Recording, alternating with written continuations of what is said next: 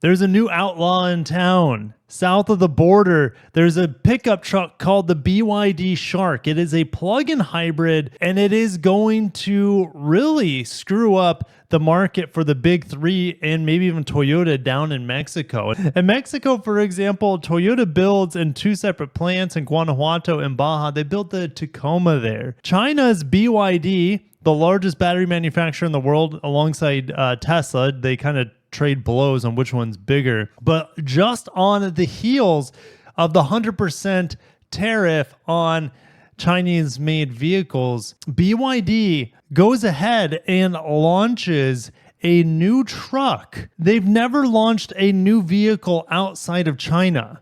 And so here they are. It's like this was like planned for them almost to kind of laugh in the face of the US government. They say, hey, you want to put tariffs on our vehicles? That's fine. We're going to set up shop in Mexico and outsell your pickup trucks, the Ford, Chevy, and Dodges that are sold down there. We're going to outsell them with our own vehicle that none of you all are even trying to compete with. Yes, we have the Cybertruck and we have hybrid versions of the Tundra, the Tacoma, the Ford F-150, and the upcoming Ram Charger. But no one's making a vehicle like the BYD Shark. And this is a vehicle that honestly, the market could really benefit from having here in the United States, or at least equivalent technology. Today, we're going to get into this vehicle a little bit more. So grab your snacks and drinks, buckle in, and let's get sharky. Now, even though this would be built in Mexico, the US more than likely would put tariffs on Chinese companies that make vehicles in Mexico. As of now, though, BYD has absolutely no plans to enter into the US market, but they say we can build a Mexican plant. We only consider the Mexican market and the other countries' markets. We have not considered the US. What does it mean by other countries? Could it come to Canada? Maybe. I doubt that. Other countries would be Central and South America. Like BYD, Chery, and Great Wall are doing really, really well in South America for electric vehicles. And this Shark pickup truck as a plug-in hybrid wants to dominate those markets. They plan on BYD wants to build that plant in Mexico at the end of this year. It should take 2 to 3 years to establish, and they will have a capacity of 150,000 vehicles per year. 10% of the Mexican car market is already under Chinese command, with MG Motors dominating nearly half of that 10%. So 5% of the total market is with MG Motors, a Chinese automaker division of SAIC. Now, this truck is not cheap. There are two trim levels. There's the entry-level GL, which is over $53,000 after conversion from pesos. And then you have the GS, the premium model, for $57,500. This is not a cheap truck. It is a premium truck. They're going after the mid-size premium market. And you could think, well, if you look at Rivian, for example, the Rivian R1T is a mid-size pickup truck that's fully electric. That starts in the $70,000 range, at least here in the United States. Going over to Inside EVs, the Shark can tow over 5,500 pounds. Its payload nearly 2,000 pounds, which competes well-ish, at least in payload compared to the Ranger, for example, or let's say the Tacoma. The towing is a little bit behind the competition due to the extra weight of those batteries, but it's a handsome looking truck, absolutely.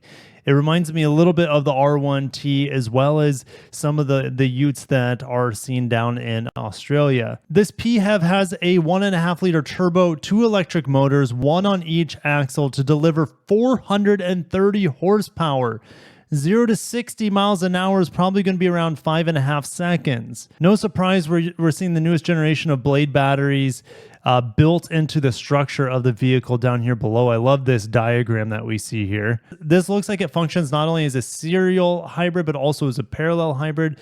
With these yellow arrows, it means that the engine is directly feeding these wheels. In theory, I could be wrong. Maybe it's a series hybrid only, but at least from this diagram, it looks like the engine can power the wheels directly, as well as providing juice to the battery to power the electric motors. On the inside, it's pretty basic, lots of switches. which is great to see for the off-roading features of the vehicle. Lots of physical buttons on the steering wheel. Like to see that too. We have a couple scroll wheels, I think, here on the steering wheel, probably for volume. The trend nowadays is to put everything into the touchscreen, so you'll see quite a bit of the controls right in here, as well as climate control, for example. And inside EV's comment section, one reader says EPA range around 35 miles because measuring standards are completely different from ours. So 35 miles of range, but 0 to 60 is still going to be around 5.5 seconds. A beautiful truck that we will never see here in the United States. We can just hope that Toyota, Ford, all the other truck makers can make something is capable and competitive. The Maverick, which is one of my favorite trucks on the market due to its affordability and flexibility, is only hybrid, front-wheel drive. No all-wheel drive on it, no plug-in hybrid powertrain. Ford could benefit massively from selling maybe a $30,000 plug-in hybrid Maverick, $35,000 plug-in hybrid Maverick, and laugh their way to the bank, as customers would just be lining up for years. You'd have a years-long wait list if there isn't already one for their hybrid at this point. Toyota just seems like they don't care to have an entry-level Maverick fighter, but they do have the Tacoma, which is the same size as this BYD Shark. Gosh, when could we expect plug-in hybrids to come for pickup trucks outside of the Ram Charger here in the United States? Well, if we look at Toyota, for example, the earliest would be end of 2025 for plug-in hybrids of the Tundra, more than likely, in the Sequoia. That's earliest.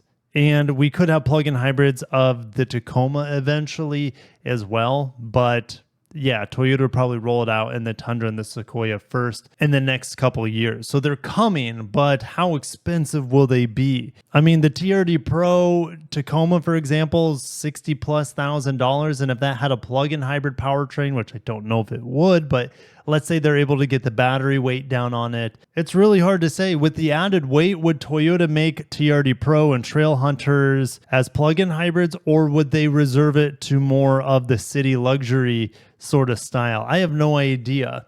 But meanwhile, BYD is going to be kicking some serious butt until some competition comes in with plug-in hybrids down in Mexico.